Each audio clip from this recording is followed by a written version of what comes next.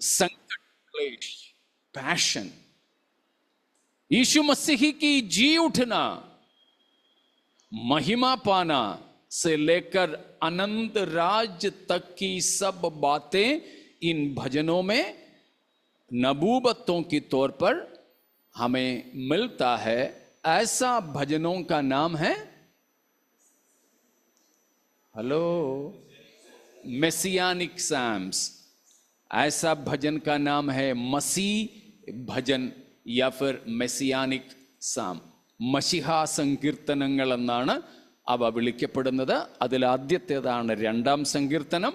കർത്താവായ യേശുക്രിസ്തുവിൻ്റെ സനാതനത്വം അഥവാ നിത്യത്വം തുടങ്ങി യേശുക്രിസ്തുവിൻ്റെ നിത്യരാജത്വം വരെയുള്ള കാര്യങ്ങളെ പ്രവചനാത്മാവിൽ വെളിപ്പെടുത്തിയിരിക്കുന്ന സങ്കീർത്തനങ്ങളെയാണ് മശിഹാ സങ്കീർത്തനങ്ങൾ എന്ന് വിളിക്കുന്നത്.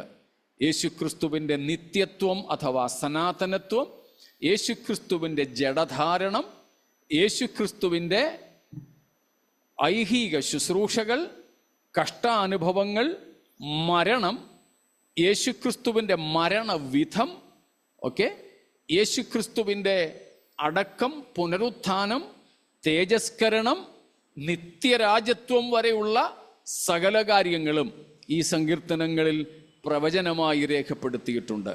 സ്തോത്രം. तो प्रभु यीशु मसीह के बारे में ऐसे लिखे भजनों में से पहला है दूसरा भजन संहिता, जिसमें प्रभु यीशु मसीह की सनातनत्व भी है और प्रभु यीशु मसीह की महिमा के बारे में है, राजत्व के बारे में है, सब उसमें लिखा हुआ है. और भजन संहिता में हम ऐसा एक परमेश्वर को भी, ये भजन संहिता 2 में हम ऐसा एक परमेश्वर को भी देखते हैं, बहुत ही कम जगहों पर हमें मिलता है. वो है ए लाफिंग गॉड, ए लाफिंग गॉड, हंसने वाला परमेश्वर. परमेश्वर को हंसते हुए देखा क्या? नहीं ना? क्यों जरन? Have you ever seen God laughing? John? नहीं ना? शोभा तो देखी होगी, नहीं देखी? सिमरन, ये भजन संहिता में नहीं पढ़े. क्या पढ़ा? जो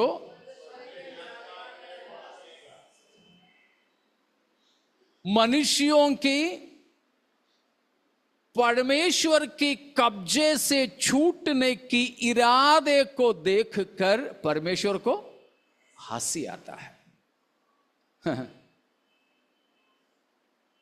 ह्यूमन बीइंग्स, मनुष्य. कौन है मनुष्य? परिभाषा तो आपको याद होंगे.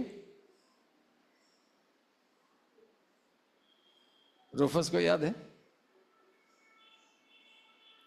मनुष्य के लिए परिभाषा? समूएल,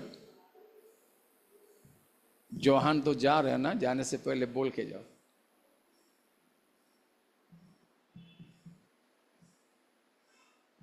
जॉन, आशीष, नहीं, अन्नू बोल रही है.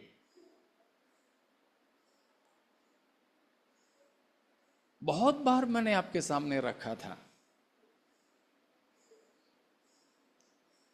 अय्यूब 4:19, जॉब 4:19, मनुष्य के बारे में वहां बताया है. रहते किधर हो, कितना भी सजावो, पुताई करो, ठीक है ना, कितना भी ब्यूटी पार्लर जाओ, कितना भी महंगा महंगा कॉस्मेटिक्स यूज करो, जान लीजिए कहां रहते हो? मिट्टी के घरों में रहते हैं. और नींव कहां डाले हैं? मिट्टी में नींव डाली गई है. और अंत कैसे होगा? हाँ पढ़ो ना. पतंगों के समान पिस जाते हैं. यह है मनुष्य. പൊടിയിൽ നിന്നുമാണ് ഉത്ഭവം. താമസിക്കുന്നത് എവിടാ? പാർക്കുന്നത് എവിടാ? മൺപുരകളിൽ അവസാനം എങ്ങനെയാ? പുഴു പോലെ ചതഞ്ഞു പോകുന്ന മനുഷ്യൻ. हमने अभी देखा पिछले हफ्ता अहमदाबाद में टेक ऑफ किए, कुछ ही सेकंड्स के अंदर, मिनटें भी नहीं हुआ, कुछ ही पल, मैंने पढ़ा 8 सेकंड करके पढ़ा है, उड़ने के बाद एक जन को छोड़ के बाकी सब कितने सारे उम्मीदों के साथ गए थे, कितने सारे उम्मीदों के साथ। बस पतंगे के नाई पिस जाने वाला। आज भी मुझे और आपको परमेश्वर बचा के रखा, इसीलिए नहीं कि हम कोई सशक्त लोग हैं, इसलिए नहीं हमारी इम्यूनिटी पावर कुछ अच्छा है, इसीलिए नहीं कि हमारा ड्राइविंग स्किल्स अच्छा है। ऐसा नहीं है, ऐसा नहीं, ये परमेश्वर की करुणा है। नहीं तो हम सबका भी अंत कैसे? हेलो, पतंगे के नाई, बिल्कुल मौत की समान,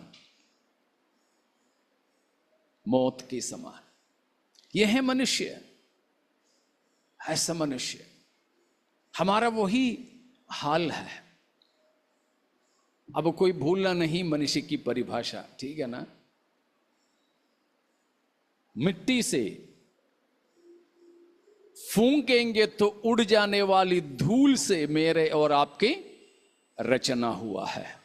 हम रहते भी मिट्टी के घरों में हैं, प्रेज़ गॉड। और पतंगे की नाई बिल्कुल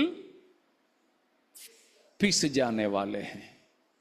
तो ऐसे हम पर परमेश्वर ने अब तक रहम किया है, करुणा किया है, करुणा किया है, और हमें आज भी प्रभु के सम्मुख में लाया और हमें बचाने के लिए मसीह स्वर्ग की महिमा को छोड़कर धरती पर आया। और ऐसा धूल से बने मिट्टी के घर में रहने वाले, पतंगे की नाई पिस जाने वाले मनुष्य सृजनहारा परमेश्वर के विरोध में हेलो, कहां हो? विरोध में क्या कर रहे हैं?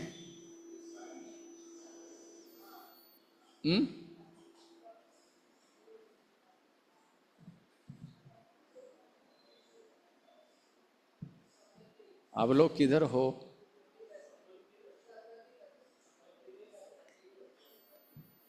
कौन सा भजन संहिता? उसमें क्या बोल रहा है?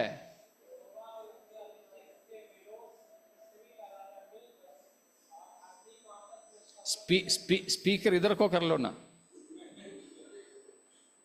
मुंह इधर को करके पढ़ लो, नहीं तो आवाज उधर जाएगा। उसका पहला पढ़ो, पहला से पढ़ो। हुल्लड़ मचा रहे हैं जाति जाति के लोग और व्यर्थ बातें कह रहे हैं देश देश के लोग। क्या है, क्या बोल रहे हैं?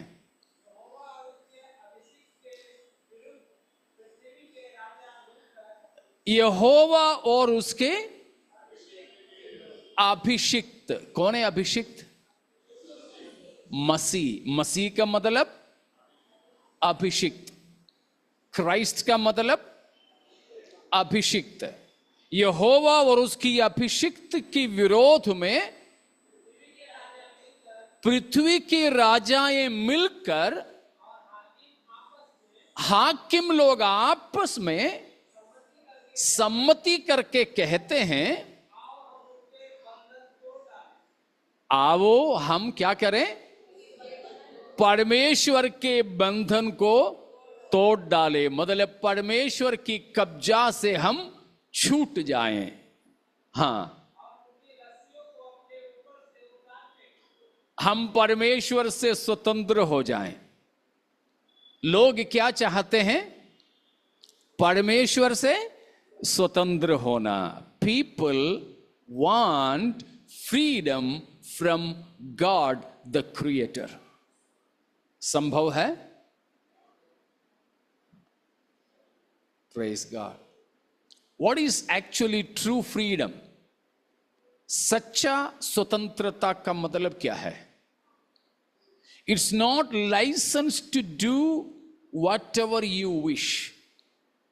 आपका इच्छा जो है वो पूरा करने का लाइसेंस नहीं है स्वतंत्रता। फिर क्या है? The very right to do what is ought to do. The very right to do what is ought to do or ought to live.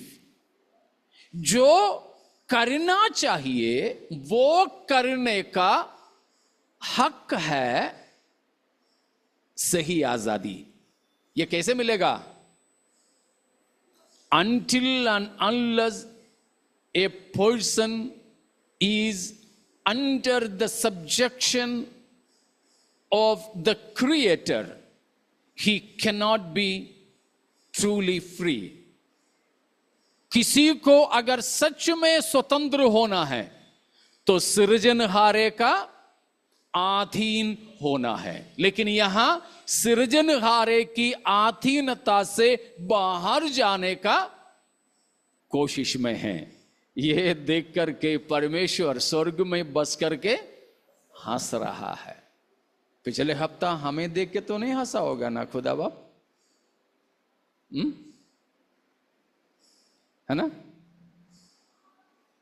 ऐसा ना हो तो ये संभव नहीं कि हम परमेश्वर के कब्जे से दूर हो जाएं। ऐसे में लंबा हो जाएगा तो मैं समाप्त करता हूं। तो प्रभु की ओर अपना ध्यान को ले जाएं, मसीह की महिमा की ओर, और हम प्रभु के अधीन रहें तो ही हम सच में स्वतंत्र हो सकते हैं। तो उस मसीह के अधीन, परमेश्वर के अधीन रहकर सारी सृष्टि की कब्जे से स्वतंत्र होने के लिए परमेश्वर हमें सहायता करें। സ്രഷ്ടാവായ ദൈവത്തിൻ്റെ അധീനതയിൽ ആണെങ്കിൽ മാത്രമേ സൃഷ്ടികൾക്ക് അധീനപ്പെടാതിരിക്കുകയുള്ളൂ. യഥാർത്ഥ സ്വാതന്ത്ര്യം അനുഭവിക്കണമെങ്കിൽ സൃഷ്ടികർത്താവിന് നാം എല്ലാവരും കീഴ്പ്പെട്ടിരിക്കണം. എന്നാൽ ദൈവത്തിൻ്റെ കരങ്ങളിൽ നിന്ന്, കയറുകളിൽ നിന്ന്, ഭരണത്തിൽ നിന്ന് പുറത്തു പോകുവാൻ ആഗ്രഹിക്കുന്ന വ്യർത്ഥ മനുഷ്യന്റെ വ്യർത്ഥ വിചാരങ്ങളെ കണ്ട് സ്വർഗത്തിൽ വസിക്കുന്നവൻ ചിരിക്കുന്നു. നമ്മെ ഓർത്ത് ദൈവം ചിരിക്കാതിരിപ്പാൻ, നമ്മെ ഓർത്ത് ദൈവം അഭിമാനിക്കുവാൻ നമ്മെ സമർപ്പിക്കാം. ദൈവം നമ്മെ സഹായിക്കട്ടെ. परमेश्वर इन वचनों से हमें आशीषित करें. चिल्ड्रन